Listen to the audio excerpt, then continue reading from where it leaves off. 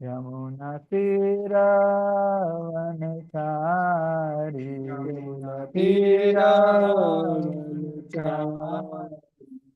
हरे कृष्णा कृष्णा कृष्णा हरे हरे हरे राम राम राम हरे हरे हरे कृष्णा कृष्णा कृष्णा हरे हरे हरे राम राम राम हरे हरे हरे कृष्णा कृष्णा कृष्णा हरे हरे हरे राम राम राम हरे हरे हरे कृष्णा कृष्णा कृष्णा कृष्णा कृष्णा कृष्णा हरे हरे हरे राम राम राम हरे हरे हरे कृष्णा कृष्णा कृष्णा हरे हरे हरे राम राम राम हरे हरे हरे हरे कृष्णा कृष्णा कृष्णा कृष्णा कृष्णा कृष्णा कृष्णा हरे हरे हरे राम राम राम हरे हरे हरे कृष्णा कृष्णा कृष्णा हरे हरे हरे राम राम राम हरे हरे हरे कृष्णा कृष्णा कृष्णा हरे हरे हरे राम राम राम हरे हरे हरे कृष्णा कृष्णा कृष्णा हरे हरे हरे राम राम राम हरे हरे हरे कृष्णा कृष्णा कृष्णा कृष्णा हरे हरे हरे राम राम राम हरे हरे जय प्रभुपद जय प्रभुपद प्रभुपद जय प्रभुपद जय प्रभुपदा जय प्रभुपदा प्रभुपदा जय प्रभुपदा हरि बोल हरि बोल हरि बोल निताय गौर हरि बोल टाइगर हरि बोल हरि बोल हरि बोल निताय गौर हरि बोल जय Om Vishnupada Paramahamsa Parivrajakacharya Ashtottara Shatashri his divine grace Abhay Charanaravinda Bhakti Vedanta Swami Shri Prabhupada की जय ISKCON founder Acharya BBT founder Acharya saviour of the whole world Jagat Guru Shri Prabhupada की जय जय ओम विष्णुपाद परमहंस परिव्राजकाचार्य अष्टोत्तर स्थिति हिज डिवाइन ग्रेस श्री भक्ति सिद्धांत सरस्वती ठाकुर गोस्वामी श्री प्रभुपाद की जय अनंत कोटि वैष्णव वृंद की जय नामाचार्य श्री हरिदास ठाकुर की जय प्रेम से कहिए जय श्री कृष्ण चैतन्य प्रभु नित्यानंद श्री अद्वैत गदाधर शिवासादि गौर भक्त वृंद की जय जय श्री श्री राधा कृष्ण गोप गोपीनाथ श्याम कुंड राधा कुंड गिरि गोवर्धन की जय मथुरा वृंदावन धाम की जय पुरुषोत्तम क्षेत्र श्री जगन्नाथपुरी धाम की जय नवदीप श्री मायापुर धाम की जय गंगा माई यमुना माई की जय, भक्ति देवी तुलसी महारानी की जय, श्री वामन देव द्वादशी महामहोत्सव की जय, श्रील जीवा गोस्वामी अपीयरेंस डे की जय, निताय गौर प्रेमानंदे, all glories to assembled devotees, all glories to assembled devotees, all glories, all glories, all glories to Sri Guru and Gauranga.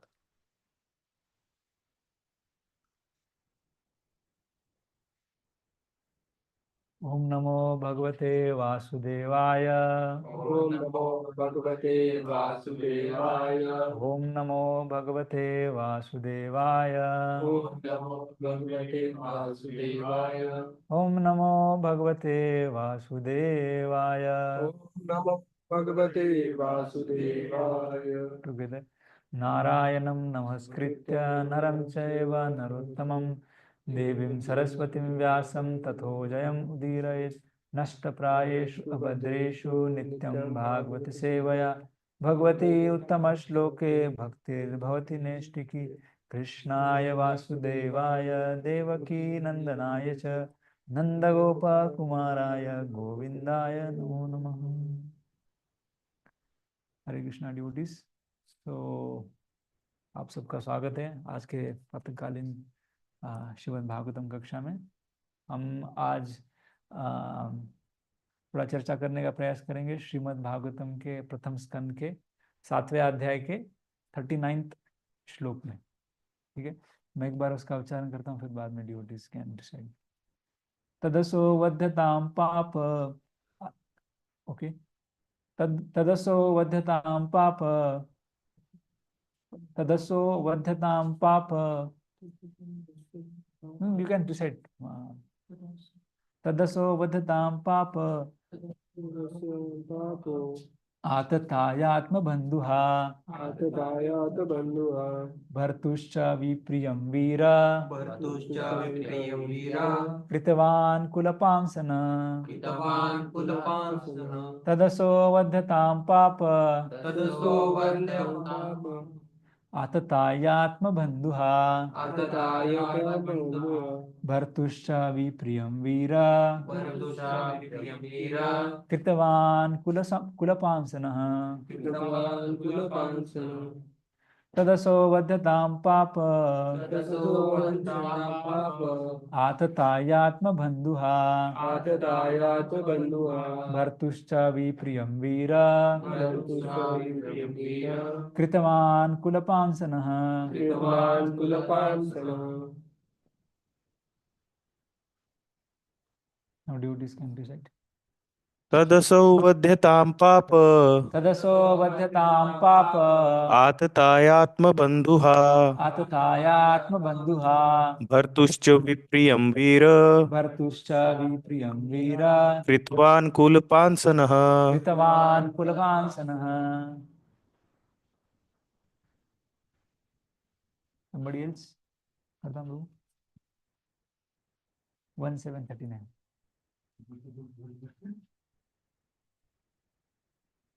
Okay, in the meantime, somebody from online would like to recite. हरे कृष्ण प्रभु धन्यवाद प्रणाम. कृष्णा प्रभु जी. रीमा माता जी. नहीं रीमा- माता जी, you go and. ठीक है. हरे कृष्णा. पाप तदसो वध्यतां पाप आततायात्मबन्धुः आततायात्मबन्धुः भर्तुश्च विप्रियं वीर भर्तुश्च विप्रियं वीर कृतवान् कुलपांशनः. कृतवान् कुलपांसनः. थैंक यू माता जी. थैंक यू प्रभु धन्यवाद प्रणाम. Rima Mataji, you can also recite. हरे कृष्णा प्रभु जी. सादर प्रणाम.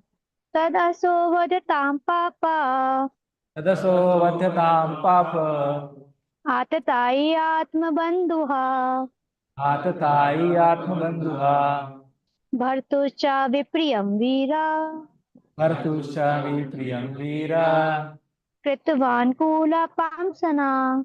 कृतवान् कुलपांसनः. Thank you Prabhu ji. Hare Krishna.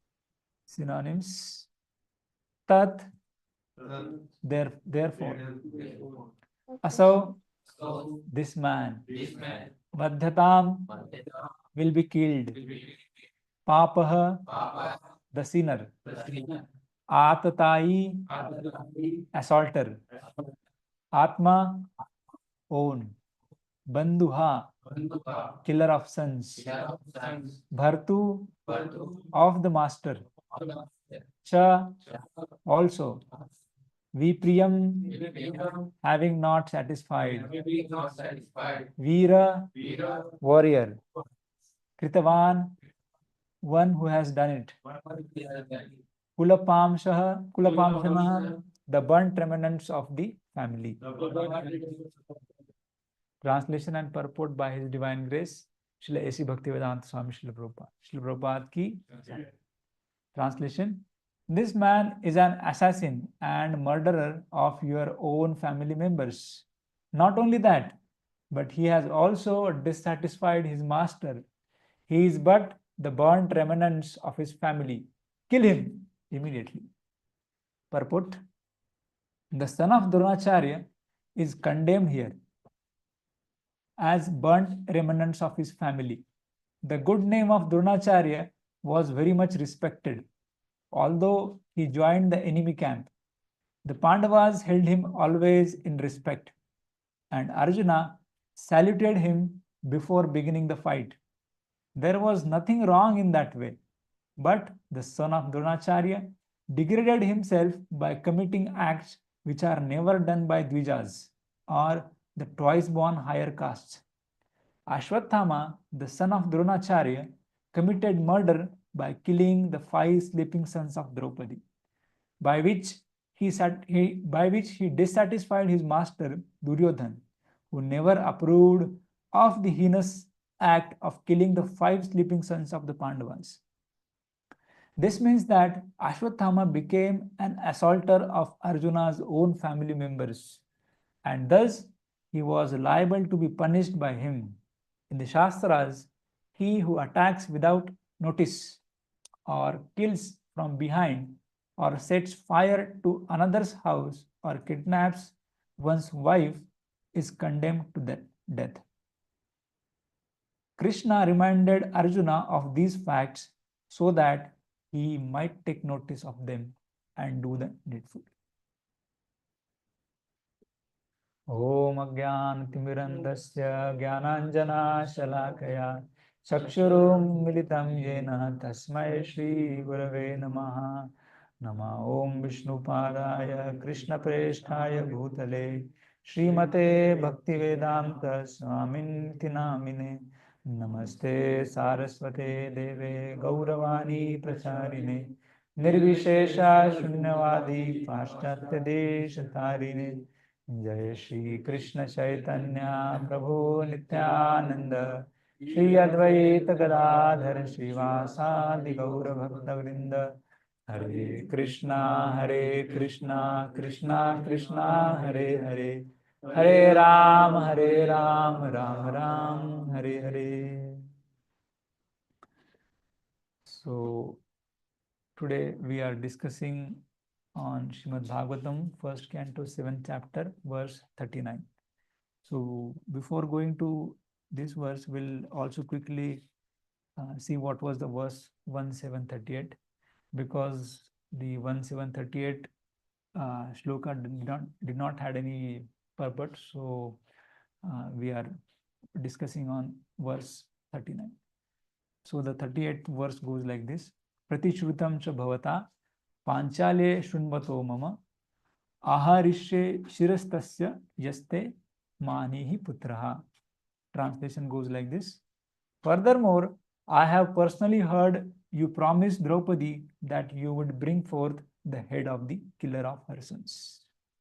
So before proceeding for discussion on this wonderful verse of Srimad Bhagavatam, I would like to confess one thing, that I'm absolutely not qualified to sit on the Vyasasana, speak something from the exalted of the exalted scriptures, Srimad Bhagavatam. So because it is the order of the seniors and our Shiksha Guru, Shriman Shri Madan Sundar Prabhu, so I'm daring to sit here for my own purification. And of course, if something from this conversation, if it is suitable for your practice of bhakti, please pass on this credit to the Guru Parampara and Srila Prabhupada. So, and if anything goes wrong, it is my fault, because I'm still a conditioned soul having these 4 defects.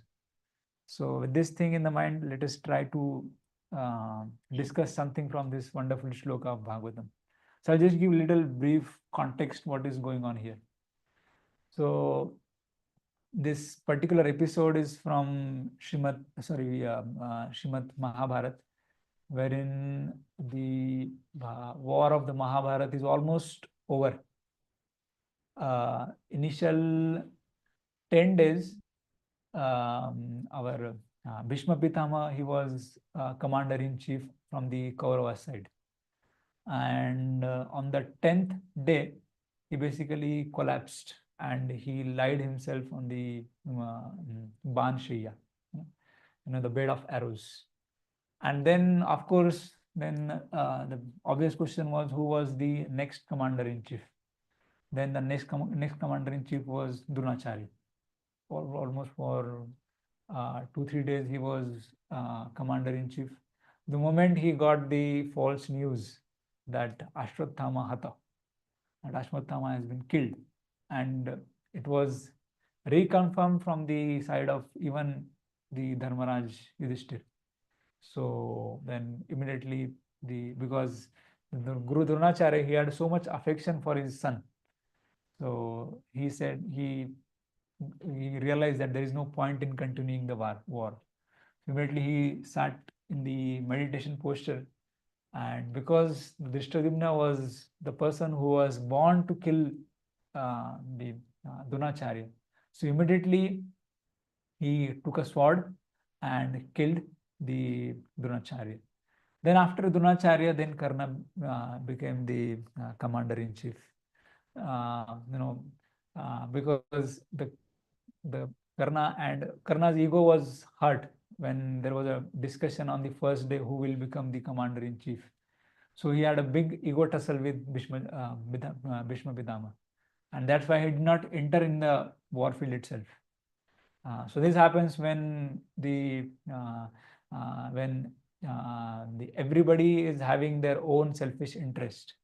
If you see the major difference between the Kauravas army and the Pandavas army, although there were difference of opinion, but everybody was aligned with the Yudhishthira Maharaj. Even though Bhima has a different nature, Arjuna had a different nature, and in the further courses of this discussion, Arjuna had to decide whether to kill the Ashwathama physically or to spare the life of Ashwathama, right? And in those scene, you see that there is a variety of opinions. Lord Krishna instruct Arjuna to kill. Draupadi, Mother Draupadi, she being a very kind-hearted, she refused that what feelings I'm going through, same feelings I do not want to give it to the mother of Ashwathama, Vikripi. So that was a scene. There was a difference of opinion, but everybody was aligned with the Yudhishthir. But on the other hand, if you see on the Kaurava side, Karna had a different motive. Then Bhishma Pitama, he had a soft corner towards the Pandavas. So nobody was aligned. Everybody has some different motive in their mind. It's like in a cricket match, a person is worried not winning on the not defeating the opposition, but he is concerned more about his century or his record or something like that. So that was a scene, and that's why nobody was aligned. So that's why you see changing of the commanders-in-chief. And so at last, when on the 17th day, when that great feast fight was there between Duryodhan and Bhim.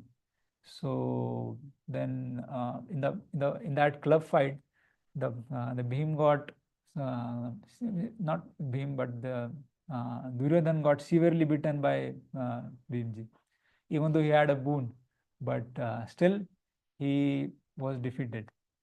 And when he was lying almost on the verge of his death, so that time Ashwatthama approached. All of you might be knowing the story. I'm just repeating it. We did wonderful drama on this particular episode of Mahabharata on the occasion of Janmashtami.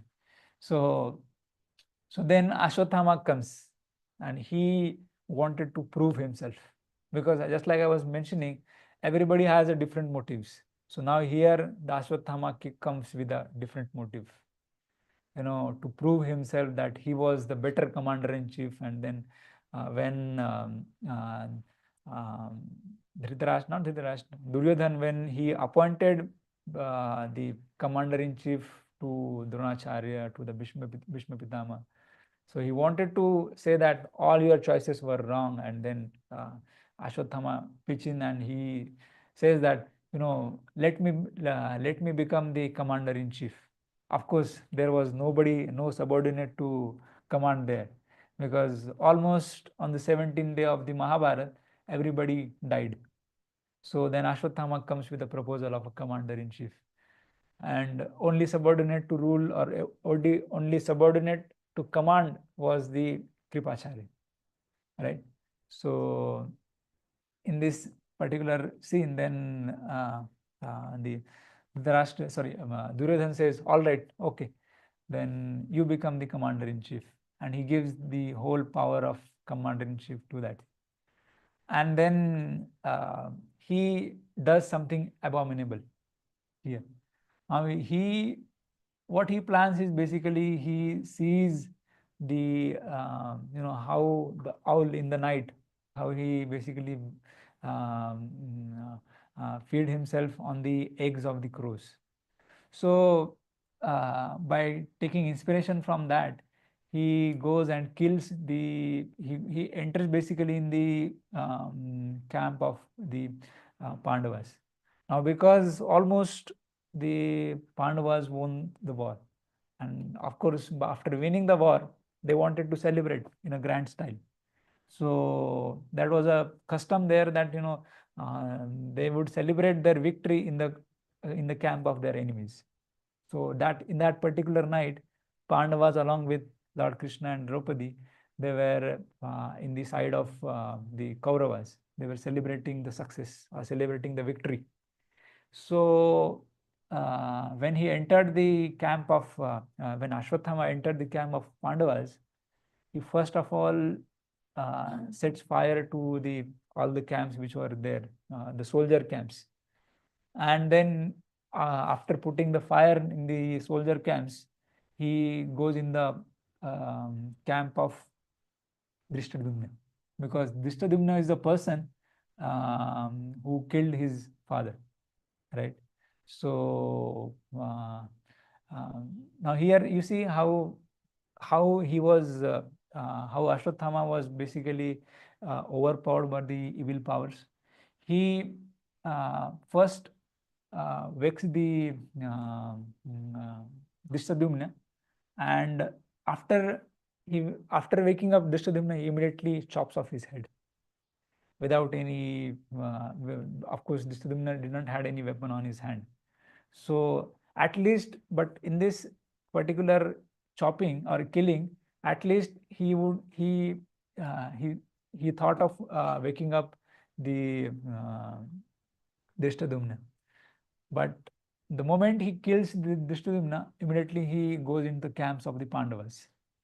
And there, the Pandavas, they basically, they were in the camp of the Kauravas. And instead of Pandavas, the sons of Pandavas were present in the particular camp of the Pandavas.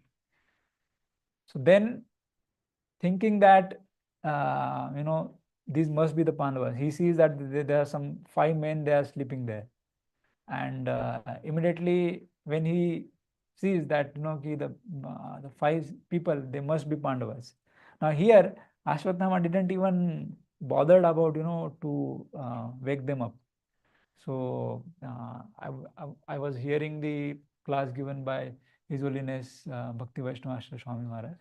So there he was mentioning that the Ashwathama and the Kauravas army, they were so fearful of the Pandavas, because the Pandavas, they had immense power. Just to narrate one incident about the power of the Pandavas. So when Lord wanted, because the be it a Bhishma Pitama, be it a Dronacharya, they all had boons. They were like not out batsmen. So now, in order to defeat them, in order to establish the good rule, so what Lord basically thought, let us kill the Dronacharya by the wrong means, so-called wrong means. Of course, when Lord is instructing, nothing is wrong in that. So because now the scene is, now Ashwathama is there, but unless and until Ashwathama goes far, far away from the battle scene, nobody would believe that Ashwathama is killed. Because of course the Dronacharya would reconfirm with the other people that whether is really the Ashwathama was killed or not. So the Bhima the Bhima's power basically then comes into picture. He was so powerful, just by waving his hand, he would used to kill the armies. And when the time came, for Bhima, so immediately Lord instructed him that with your power, place the Ashwathama far, far away from the sight of everybody. In our own word, we can say that keep the Ashwathama in the out of network area. So what Bhima did is, he just swirled his Gada around, and with that power of Gada, he basically displaced the Ashwathama far, far away from the site of the battlefield. And then he also in that whole scene, even the elephant by the name of Ashwathama, he also got killed. So that was basically the power of Bhima, or the Pandavas in general. So he was quite afraid, Ashwathama, and so just by looking at him, the Pandavas had a power to burn the Ashwathama to the ashes. So he didn't took any risk. So in the sleeping state only, by assuming that these sleeping sons are the Pandavas, he killed, and then he brought the head in front of his master, Duryodhana. And then it was unbelievable, or it is very difficult to believe that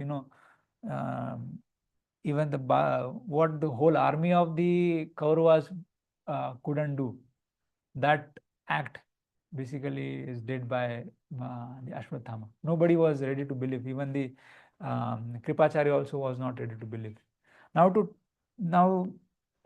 Duryodhana very well was aware of the power of the Pandavas. Even in the feast fight also, Duryodhana, with his mighty strength and with his mighty arms, he used to give punch to the Bhima with a very good intensity. But still, Duryodhana could not shake the Bhima from his place. So that was the strength of the Bhima. Now he wanted to examine whether those heads which Ashwathama brought, whether really they belongs to the Pandavas. Then he just with his hands he crushed the heads, and those heads got easily crushed. And immediately he came to know that these are not the Pandavas, but they are the sons of the Pandavas. And if you see, the cruel person like Duryodhana also, he got very much upset by this cruel act of Ashwathama. that instead of Pandavas, you killed the heir of the Kauravas or the Kuru dynasty, basically. So so he displeased his master Duryodhana also by in the over enthusiasm. He took the post of a commander-in-chief and does something abominable, which couldn't even please his master also. Now here the Krishna is basically instructing Arjuna to to kill. Do not spare the life of do not spare the life of Ashwathama. Because after that episode, when we all know that after that whole episode, when Arjuna along with Krishna, when they come to know that this heinous act was done by no other than the Ashwathama itself. So immediately the Arjuna along with Krishna, he chased Ashwathama, and Ashwathama, out of fear, he did not had any option to save his life. Then out of fear, he used Brahmastra, and then Brahmastra was basically approaching Arjuna, and then Arjuna basically prayed to Lord Krishna, what is this weapon about? How should I act? How should I counteract this weapon? So that is the difference between the devotee and a person who is not in the devotional line. So if you see, both first there was a threat to the life of Ashwathama, and because it was a threat to the life of his, so immediately he shot the Brahmastra without thinking anything about what will happen to this whole earth, because the power of Brahmastra was it would bring the destruction to the whole universe. So, but when the same thing was done with the Arjuna, he immediately took shelter of the Lord. He immediately consulted. Although Arjuna had a power to counteract the Brahmastra, but still he took a guidance. He basically prayed to Krishna that please guide me. How should I act in this particular adverse situation? And then by taking the guidance, he counteracted the Brahmastra. And in the previous verses, we saw that the Arjuna caught the Ashwathama like an animal, like how the hunter catches the animal, very in a brutal way. So in the same way, the Arjuna caught the Ashwathama here. Now, after catching Ashwathama, the Lord Krishna is speaking in some set of verses. So today's verse 38 and 39. So here Lord Krishna is reminding Arjuna of the various heinous acts which Ashwathama did. Now, if you see, let me take two situations here.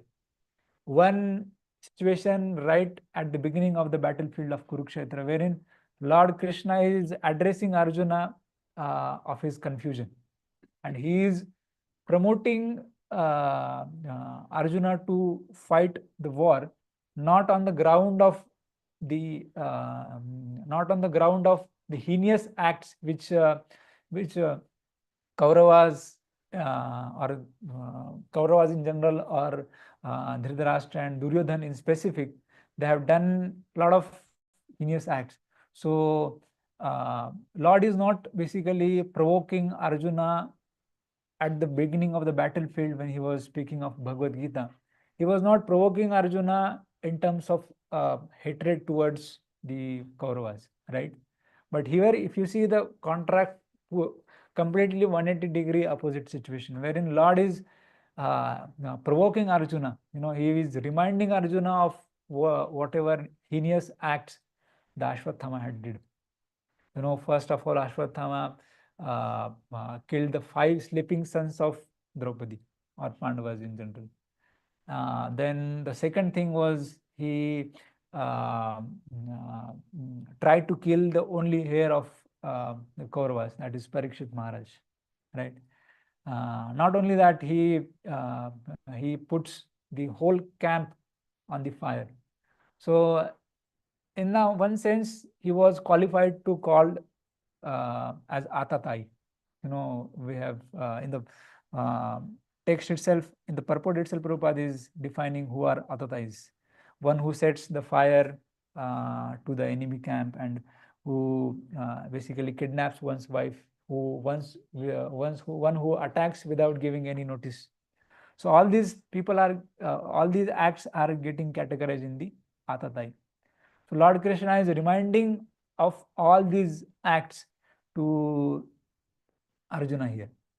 So first of all, he killed the sleeping sons. Then Ashwathama, he was Atatai. And on top of that, let's say all these acts are okay if the master is satisfied. One soft corner or benefit of doubt also can be given to Ashwathama, that he didn't do all those acts on his behalf, on his whims. He basically did it on the order of his master. But that was also not the case. Lord Krishna is giving the 3-4 arguments here, in order to provoke the Arjuna here. So that was also not the case. He also could not satisfy his master. We see that, even Duryodhana, because the whole Kuru dynasty was at stake. There was no heir to rule the kingdom. So he could not even satisfy his master also. So if you see, there's a full contrast between what happened before the battlefield of Kurukshetra and what happened just after the battlefield of Kurukshetra. So this is what it comes into picture. The philosophy is very easy, but the application of philosophy is very, very difficult. Now, if you see in the subsequent verses, basically Lord Krishna is trying to test Arjuna, how he applies the wisdom in this particular scenario. He also tested Arjuna when there was a difference of opinion. When Ashwathama was caught and he was presented in front of all the Pandavas, including Draupadi. So there Draupadi had a different opinion, Yudhishthira Maharaj had a different opinion, Bhima had altogether a different opinion. Lord Krishna is saying something different. So here if you see how Arjuna acted basically, so Lord wanted to test whatever philosophy he has given at the beginning of the battlefield. He wanted to test whether the Arjuna has really learned the philosophy or not. So this is one lesson for ourselves also, that the application of a philosophy is different at different times. By external acts, we cannot decide whether the particular individual or a devotee is following the philosophy or not. There's one similar incident comes if you see Chaitanya Mahaprabhu. He was completely not in a mood to visit or have a conversation with the royal people or the wealthy people, because that was the standard, or that was the prestige standard. Not prestige, I would say.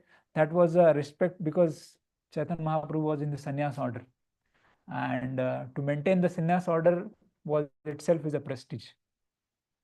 So he didn't meet any woman or any lady.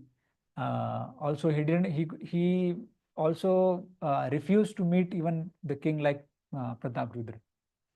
So that was the stature of Sri Chaitanya Mahaprabhu. But if you see Srila Prabhupada boarded a flight in order to meet a lady official. Now, if you see, there is a totally 180-degree contrast between the behavior of Srila Prabhupada and Chaitanya Mahaprabhu. But if you see, the underlying principle is the same, that the message of Lord Krishna or the message of Chaitanya Mahaprabhu should be heard with a right motive. So that was the prestige during Prabhupada's time, that to having a contact with the political members. So that was considered as a prestige, because then people would take the message of the Lord Krishna or message of Bhagavad Gita or message of Srimad Bhagavatam very seriously. So that was the underlying principle, but the application of the philosophy was different in the times of Chaitanya Mahaprabhu, and it was different in the times of our Srila Prabhupada. So if you see, so this is what the matureness means, applying the same thing, but at the right place. So that was the application of a philosophy. So we get a very good lesson from this particular episode that, oftentimes application of a philosophy is very, very difficult. And that's what was the situation of Arjuna. He was confused between various degrees of dharmas, right? Then that's why Lord has to dictate not dictate, but Lord has to tell at the end of the everything that Sarva Dharman Parityajya Mam Ekam Sharanam Vraja. So the surrender to Lord Krishna, that's the highest dharma, right? So whatever is basically becoming an obstacle, be it a dharma.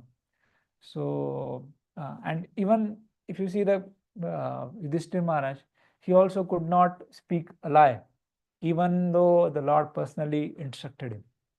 So that's how it is confusing to apply the philosophy of Gita or philosophy of Krishna consciousness at different times.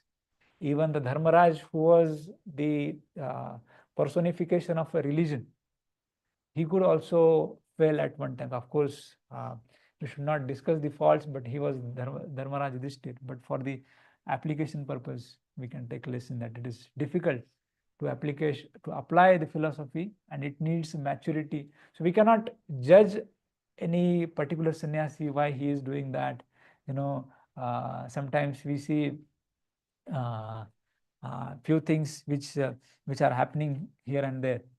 So we cannot comment, we cannot judge by looking at the external actions, because we do not know the whole picture in reality.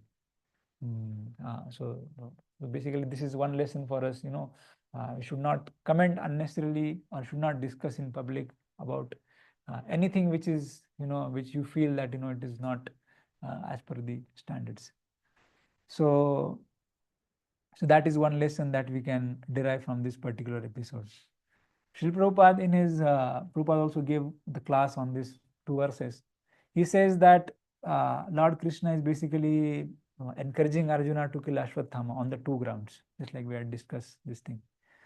And he also basically in the purport, Srila Prabhupada is saying that the Ashwatthama didn't fought on the religious grounds. No principles, no conduct was there in the mind of Ashwatthama when he was killing those sleeping sons of Draupadi. Then, so basically, if you see today's generation, or the people in the Kali Yuga, most of them do not fight, or none of them basically fight on the religious grounds. And that's why there is a lot of chaos and a lot of selfishness. Sometimes China is the enemy of India, sometimes it is a friend of India, sometimes USA is a friend of India, USA sometimes becomes that's basically happens when when individual or some country or individual fights on the personal whims, not on the religious backgrounds. So Prabhupada is saying that he behaved like a Shudra, because the Kshatriyas and Brahmanas, they have certain principles with which they live their life, and the set of principles are the highest. Just like in the Ikshvaku dynasty or Raghuvamsh, we say that Pran jai par vachan na jai. So the Kshatriyas would have that kind of morality or principles in their lives. But the Shudras are the ones who do not have any principles in their life. So what Prabhupada says about the today's Kali Yuga people, they are Shudras. This is because nobody is following the scriptures. And even at times, if we also are not following the instructions or the injunctions of the scriptures, we also get categorized in that category. We also should be very careful about, whether that one particular thing, especially when it comes to the taking the serious decisions in the life, if we are taking it on our own personal agenda or not thinking of the whole thing. So we should also be very careful when we are taking some decisions or doing something which might not be suitable for the general masses of the people. So then in the previous verses, Lord Krishna also gave a lot of reasons, and one of the reason Lord Krishna is saying that the killing of Ashwatthama is for his own good. Yesterday, while having a discussion, we were discussing that the person who is sinful, it's better to punish him immediately, because why it is good for him, because the whatever are the result of his bad karma, so that immediately he gets punishment for this, and then his balance or his account gets clear then and there itself. But on the other hand, if you do not punish, or if the person who is ruling, so if he do not punish the culprit, then especially in the case of this atatais, if he do not punish, then what happens? Then first of all, you will have to bear whatever bad results that particular individual is doing, because it is said that 1/6 of the karma also is, sorry, 1/6 of the result, for 1/6 of the result, even the king is also liable. So if you do not punish, then the result of the bad karmas would keep on accumulating. So it is not good for him, it is not good for the society, and it is not good for the king also. So Lord Krishna is giving another reason that why the Ashwatthama should be killed.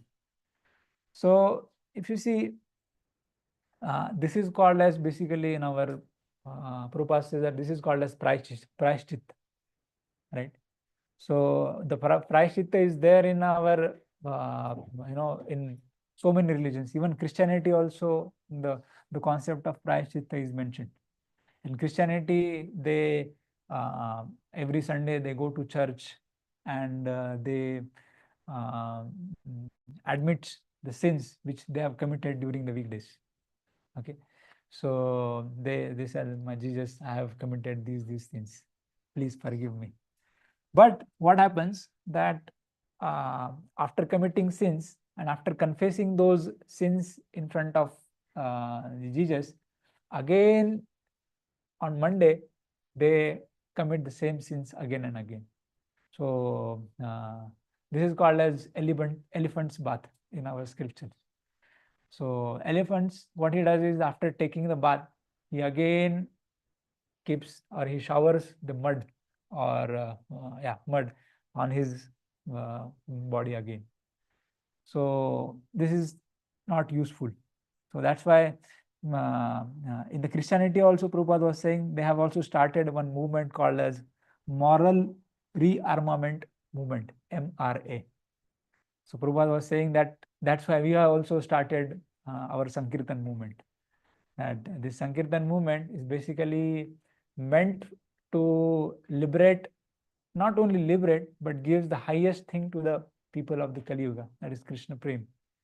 But if you take, to the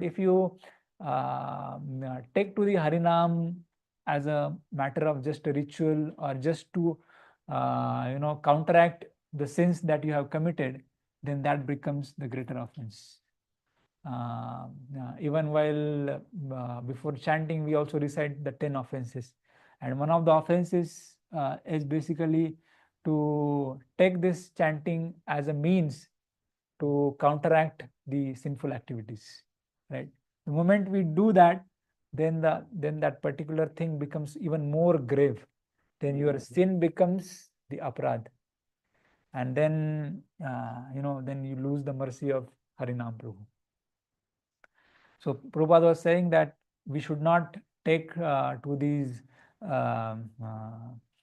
take to the Harinam with that thing in the mind, and also we should not consider this Harinam as some pious activity, ritualistic activity through which we will get the better benefits in the next life, right?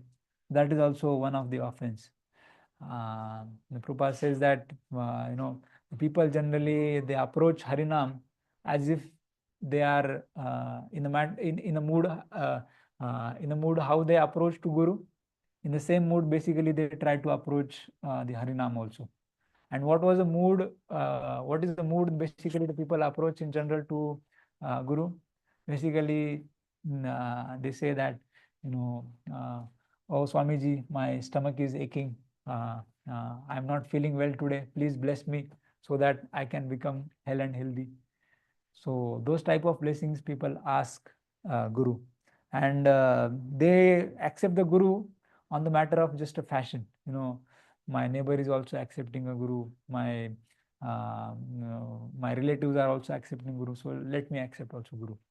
So they generally treat the Guru as just matter of a fashion, and then don't take the Guru's business seriously.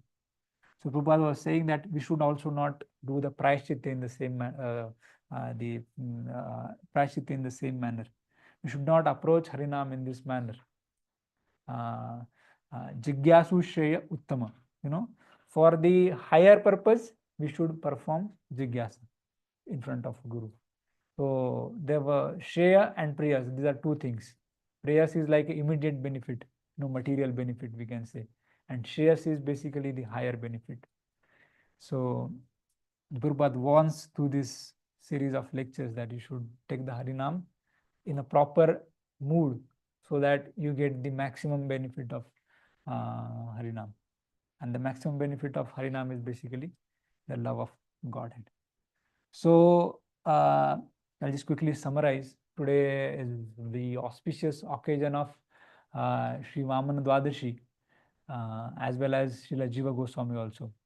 So, of course, I'm not qualified to speak anything on these exalted Vaishnavas. Like Goswami is basically the youngest of the Goswami, Srila Jiva Goswami. So, Srila Jiva Goswami, if you see, he contributed to the Gaudiya Vaishnavism philosophy to the immense. He was the youngest of the Goswamis among the 6 Goswamis. And through his Shadasandarbha, a lot of it is said that the Srila Jiva Goswami wrote 4 lakh verses during his entire. He was such a scholarly person. He was a mixed blend of scholarship as well as the humility, Vaishnava qualities. Srila Rupa Goswami, Gaurang Prabhu was saying that Srila Rupa Goswami basically wrote a lot of literatures in the Rasa Shastra. But the Jiva Goswami, his contribution was he wrote a lot of literatures in the Tattva Shastra. He basically establishes the Gaudiya Vaishnavism Tattva. For that purpose, he even defeated, he took a role of a Madhyamadhikari, and he even defeated the impersonalism, the Mayavad. And he basically established the Gaudiya Siddhanta to Shadasandarbha. So basically he wrote a commentary on the Srimad Bhagavatam also. He wrote Sandarbhas like Tattva Sandarbha. Through Tattva Sandarbha, he establishes the authority of the Srimad Bhagavatam. Srimad Bhagavatam Pramanam Amalam. Purana Amal. So basically he established the authority of Srimad Bhagavatam. Srimad Bhagavatam is the highest scriptures. Because if you see, during the time of Srila Jiva Goswami, all the Vedas were burnt to ashes. It is said that 96% of the Vedas were burnt. So then because we say that Vedas is the authority, then who becomes the authority? Then it is called as. Then he established that the Srimad Bhagavatam is the best authority for understanding about the Paratattva, to establish the Tattva Sandarbha. For Bhagavad Sandarbha, he also gave Bhagavad, he gave basically Shada Sandarbha, Tattva Sandarbha, Bhagavad Sandarbha, Paramatma Sandarbha, Krishna Sandarbha, Bhakti Sandarbha, and Preeti Sandarbha. So this Sandarbha basically also gets categorized into the Sambandha Gyan, Abhideya, and Prayojan. So he established through Preeti Sandarbha, he established the teaching of the love of God as the ultimate goal. So, so this was the contribution of Srila Jiva Goswami. Of course, it was not only limited to only these things. I just specifically highlighting the things in relation to Srimad Bhagavatam. He wrote a lot of poetries. He establishes Vrindavan temple. He had a very good relation with even the Mughal kings also. The cruel king like Akbar also, this is what the power of a devotee. Even the cruel king like Akbar, he also basically numbs down in front of our Jiva Goswami. So today we are celebrating the appearance day of such a wonderful Acharya. Our Amog Leela Prabhu, once he was saying in his class, he was basically narrating one incident which had happened with him. When he was traveling in a train, so he came across one Mayavadi sannyasi or impersonalist sannyasi. So he was, during the course of discussion, he was very arrogant. But the moment when he come to know that these Gaudiya Vaishnavas basically belong to the line of Jiva Goswami, immediately he bowed down. So that was the power of Jiva Goswami's writings. Some of our friends, they were also saying that in the BHU, Banaras Hindu University, there's a whole section in the library which is meant for Srila Jiva Goswami's writings. But if you see, that was the side of a scholarship of a Jiva Goswami. But on the other hand, when he was chastised by his spiritual master, Rupa Goswami, although he was able to defeat all the Tarka Shastris who were doing a lot of tarkas, lot of debates, he was able to defeat it. But when it comes to humility, or when it comes to the correction, he did not basically did the debate with his spiritual master that I am just trying to defend your position. I am not doing it for myself, right? And Srila Jiva Goswami, nothing wrong. He was trying to defend the position of his spiritual master. So for that also, he could very easily able to debate. But he didn't do that. He accepted the chastisement and he accepted the punishment with wholehearted. So that was the our Jiva Goswami. So with this, I'll give full stop to my Vani. And if something was not in the line of parampara, please forgive me. And if something was useful, take it as a mercy of our parampara, and credit basically goes to our whole Acharya parampara. With this, I'll give a pause to my discussion. Hare Krishna. Granthara Srimad Bhagavatam ki. Because it was the instruction of Madan Sundar Prabhu to take at least one question. So we can take one short, quick question if in case somebody has some comment or a question to clarify. Hare Krishna Prabhu, can I ask a question? Yes, Mother. I'll try to answer. Hare Krishna Prabhu, Dandavat Pranam. Thank you very much. Very wonderful session. So I had a query on two important points that you mentioned, very, very wonderful, which Madan Sundar Prabhu also mentioned in the Brahma Murta class. Repentance attracts Krishna's mercy, right? You were talking about how, actual repentance, how it is to be done. Thank you for that. And my query is on the point of, you very beautifully mentioned how Krishna tested Arjuna, like couple of times, whether Arjuna is indeed picking up or has picked up. So since you have the closest direct access to our Shiksha Guru's grace, Madan Sundar Prabhu, I just wanted to give a humble suggestion here that we also hear Bhagavad Gita, Bhagavatam, etc. We hear the classes, but we don't know whether we are applying it correctly for the pleasure of our gurus, you know. So we can also be tested by our gurus, right? Not the question answer kind of testing that is already happening in the class, after the class, because that is also theory, right? But application based testing, you know, at least for those who have taken, who are the Shiksha disciples of His Grace Madan Sundar Prabhu and are taking his association very closely. Maybe we can also be given such kind of practical test. I don't know. I don't know the how of it, but this is just a humble suggestion that I thought, you know, maybe you can give our Shiksha Guru, as you have very direct access to him. So that was what I was contemplating, because many a time we fail and we don't realize we have failed, you know. Even repentance is possible only if I realize that I've done a mistake or I've not applied the teachings of my Guru correctly, right? So repentance attracts Krishna's mercy, but for repentance, we need to understand where we are going wrong, and for which practical test may be very useful. So I thought of just making the suggestion for your perusal, and if you find it appropriate, you may inform His Grace Madan Sundar Prabhu how it can be done or whatever it can be done. Thank you so much. Hare Krishna. Dandavat Pranam. Okay. Thank you, Mother. Thank you. Hare Krishna. Okay. So I'll try to present this point in front of Prabhuji. Let's see what he says. Thank you, Prabhu. Dandavat Pranam. Dandavat Pranam.